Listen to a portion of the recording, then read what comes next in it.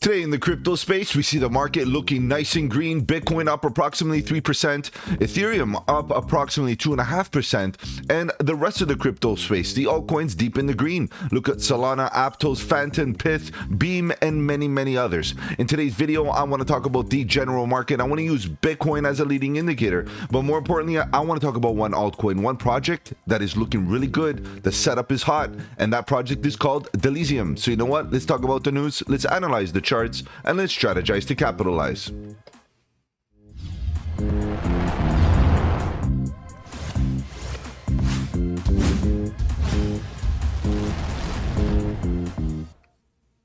Welcome to the channel. My name is Mike, and let's get right into it, guys. If you're new to the channel, welcome. On the channel, we talk about cryptocurrency, Bitcoin, Ethereum, and all the altcoins, looking for opportunities, whether we go up or down, bearish or bullish, it doesn't matter. All we want to do is stay one step ahead of the market so that we can capitalize on any of the volatility. And if you appreciate the strategy, subscribe to the channel, click the bell so you don't miss out on any of my future videos, including the live streams at 7:30 Eastern, where we talk about crypto news and price action. Guys, if you have any projects you want me to cover here on the channel, feel free to let me know in the comment section below. You can hit me up on the socials. The links are in the description. Better yet, guys, join the Discord. The Discord is where it's at. Lots of good alpha, trade setups, fundamentals, and learning material. All right, guys, let's begin. Let's see what's going on here. We see the overall market cap is still grinding to the upside, even though in the last little bit, we did see a pullback in volume. On the next impulsive move up with regards to volume, we're seeing another attempt for a higher high on the market cap. So now that we can see the market cap at $2.6 trillion, it is really looking healthy, of course. We see a lot of the altcoins, Bitcoin, of course, leading the way at the current moment, up at approximately 2.5%. Ethereum up approximately 2.5%. So Bitcoin is slightly outperforming at the current moment, for sure, as you can see. However, some of these altcoins are keeping up with Bitcoin, and in fact, outperforming Bitcoin. We have a lot of the large caps doing good. AVAX is up 4.5%. We have, what else do we have? Polkadot doing pretty good, 3%. We have Near Protocol, a beast of a project. I'm expecting some great things out of Near Protocol. It's up 4.5%. We can keep on going, guys. FET doing well. Uniswap kind of going sideways after, creating a bit of a bull flag. Do we get a nice explosive move to the upside? A continuation. We have Render getting a pop up approximately 5%. Render is obviously a beast. It looks like it found a bit of a bottom here. It's trying to lift up again and get to higher levels. What else do we have here? Pepe is up 5%. Immutable X, IMX, although the move is not that big, it's still up 4.5%.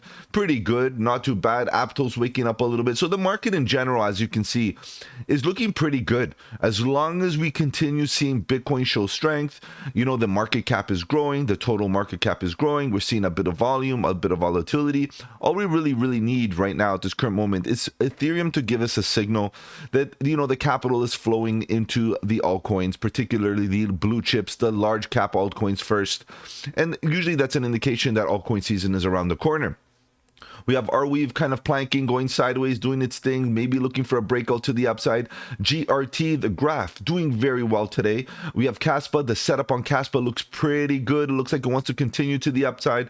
Optimism, BitTensor Tau up 10.5%, guys, doing really good. Injective, another beast. Sui's doing great, 9% to the upside, and the list goes on. Phantom. So when we're looking at these projects, really what we have to understand that yes, overall, considering the entire crypto space, Bitcoin is definitely dominating.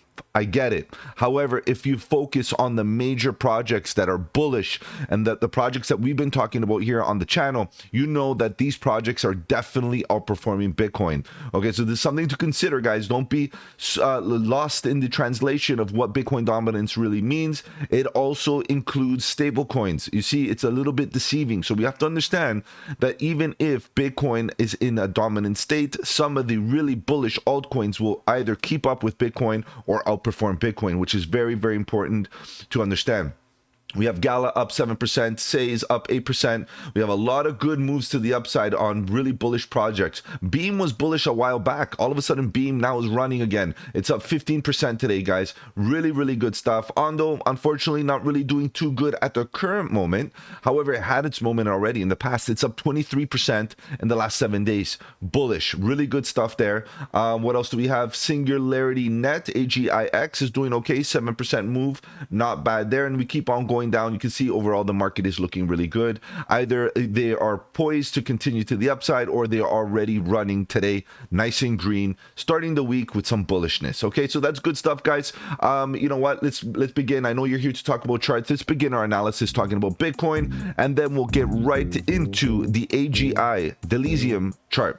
All right, Bitcoin right now is doing pretty good. It's within structure. We've talked about this multiple times, but what's very important to note is that after breaking character of this structure, making this higher high, where is the next target of resistance? We'll talk about that. Let's get into this in a little bit of detail. Guys, we did really good here with Bitcoin. In fact, here on the channel, we covered the absolute bottom of this wedge, or this sideways consolidation, whatever you want to call it, a bull flag. We covered it pretty good, because what was really bullish is that we, although we did come down for a fake out, we came down, swept the lows, liquidity grab, you know, whatever you want to call it, a bear trap. All of a sudden, we came back into structure, bounced off the horizontal support that we've used before, and we got some confidence in there. Green arrow, ready to go. Buy some dips, not only on Bitcoin, but altcoins. Any altcoin that you pretty much touched in the last little while that was bullish is up right now in pretty good green. Now all of a sudden we looked at this resistance point, guys. We hesitated there a bit. Fine, we hesitated. You had an opportunity to take a bit of profit. You had an opportunity to trail up a stop loss. You had an opportunity to figure out whether the stance was still bullish. And I made it very clear, guys, as long as we are in this upper half, or in this sense above 61K, 6,500, guys, I'm still remaining in a bullish stance. Now that we are hitting the most critical level of horizontal resistance, which is at these tops, we really have to be aware of the fact that we could get a bigger rejection. However, because of the maturity of this entire structure, I lean towards seeing this eventually break out. Whether it be a complete expansion to an extension level, or whether it be a fake out, maybe only hitting the 1.27 extension at about 78.9, whatever it is, I'm expecting a bit of a move to the upside. I'm not going to get ahead of myself. I do understand that the resistance is right here. Previous high and even this high could be a bit of a resistance level. You can see based on the volume. Above that, we get into price discovery. However, guys, based on the cycle, based on where we are right now, based on the volume that we're getting in the current moment, it might be just the beginning. We've been in a consolidation, a retraction phase, in a retracement phase for a good little while. Now it's all of a sudden, do we get a impulsive move and start breaking out? It could be a fake out. Like I said, it could be a weak move, but I'm still interested in the move. So what I'm doing here right now is buying all horizontal support levels. All pullbacks are being bought up with great risk reward management. You need risk management, because you don't know where the bottoms are, and don't try to try to think of where it could be, in the sense with security and over leverage and get into big position size, because there's no security in this. There's just probability, and the probability is at the current moment that you're basically jumping on a moving train, and we could get a bit of a reaction at these levels. And this includes altcoins. Okay, we have the volatility very overbought. We have the expansion to the upside, pretty much done. We have the momentum moving to the upside. I would love to see the volatility come down to oversold conditions, which is the orange line, and then get into another long. However, if you're in a long at the current moment, there's no real reason to close it, but to get into a fresh long at the moment, it's a lot of risk, guys. The risk to reward is not there. The risk is that we get rejected at these tops and come down, and getting in right now, you're risking all of this coming down back to the horizontal support. In fact, you're even risking the fact that we can come down, break the horizontal support, and come down to lower lows, and maybe even hit the 52K. That's what you're risking. Obviously, as we remain in this current stance, I have no choice but to remain bullish. All right, so that's my take here on Bitcoin. We'll talk about Bitcoin more tonight at 7:30 Eastern. Obviously, that is a great time and place for you guys to make requests on any projects that you're interested in. But for today, let's focus a little bit on AGI, Delysium. What's going on here with Delysium? Delysium, at the end of the day, I kind of like what's happening because the risk can be mitigated. It's all about risk mitigation, risk management, and obviously risk to reward ratios have to be included into your strategy. Now, I do see that there's not much volume here, and this is market wide. You know, even though Bitcoin is moving, it's getting only a little bit of volume in this move. As soon as things start to break levels, I can expect that the retail market, we're going to see a lot of other more volume entering and flowing in. But at the current moment, we have to appreciate this current structure. Why? Because it gives us a setup. It allows us to make a plan, and that's what I really do like. I see that above we have an empty space of volume, and this is a volume gap that is not really never has been completely filled. In fact, above the volume gap, above 50 cents, there's nothing much happening. In fact, we could break out, go for a higher high, and get into price discovery real quickly. What we do have to understand is that ultimately we do have a lower low type of scenario where we can break below the structure and of course come down to much lower levels. Why? Because the bears are looking at this as a potential bear flag, unfortunately, but it's a fact, right? We start looking at, okay, what about if we do break down? We could probably take a measured move based on this leg more or less and say, look, we could come down to this horizontal. In fact, this horizontal is the greatest level of horizontal in this entire chart where we can put a lot of confidence of being able to buy the dip on the cheap, which is great because we got lots of volume, lots of emotional individuals that are going to hold up the price action. The bulls are going to come in and buy up all the dips. However, guys, what about if we do not come down? What about if this is a ultimate reversal? What about if we eventually continue this trend to the upside?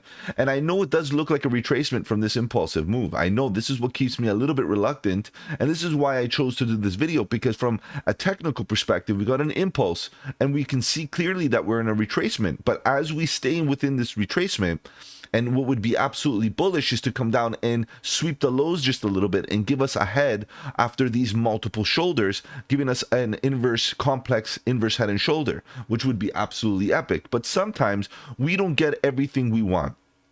The charts doesn't promise us anything. So this is why we got to be really reserved and we got to be prepared. So what would I do here? Number one, I got to identify the importance of the 200 daily EMA. This 200 daily EMA right now is super, super important because it has acted as support before. And since then, the price hasn't touched it, which means we're making slightly higher highs and higher lows over time ever so slightly.